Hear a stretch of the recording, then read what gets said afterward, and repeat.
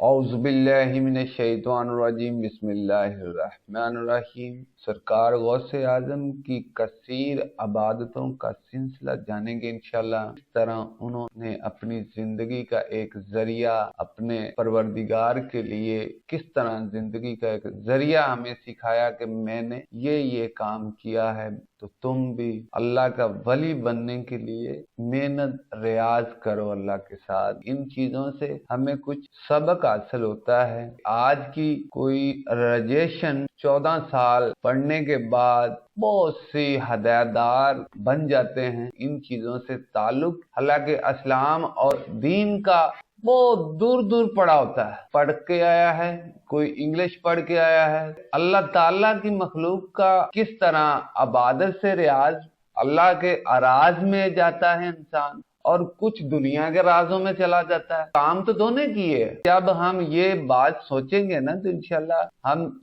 जहन में रखें। कसीर इबादत सरकार गौसे आजम रजी अल्लाह अन्हो की कसीर इबादत का अंदाजा रवायतों के जरिए आसानी के साथ किया जा सकता है, लेकिन 40 साल तक पाबंदी के साथ ईशा के वजू से आप फजर की नमाज अदा फरमाते रहे। याद रहे कि हदीस भी हम शामिल करते हैं। हजरत अबू हुरैरा रजी अल्लाह अन्हो जब मस्जिद में जाके बैठ जाते ना जोहर की नमाज के साथ, तो यानी कि बैठे रहते, तो आपका वजू भी बरकरार रहता। तो जब असर की नमाज आती तो तमाम बैठे शख्स कहते हजरत अबू हुरैरा रजी अल्लाह अन्हो कि आपका अभी तो वजू बाकी था, तो आपने वजू किया। तो फरमाने लगा कि मैंने इसका जो सवाब है ना वजू का, वो मैं हासिल करता हूँ। वजू मेरा था, इसका इरादा था, भी इसका सवाब ज्यादा मिल सकता है। यानी कि वजू एक वजू किया है तो सुबह से लेकर शाम तक आपका वजू रहेगा, मगर जब आप दोबारा वजू करेंगे तो आपका सवाब होगा, मगर वजू आपका होगा। उसी वजू के साथ अगर आप सारा दिन कुरान पढ़ रहे हो तो पढ़ रहे हो,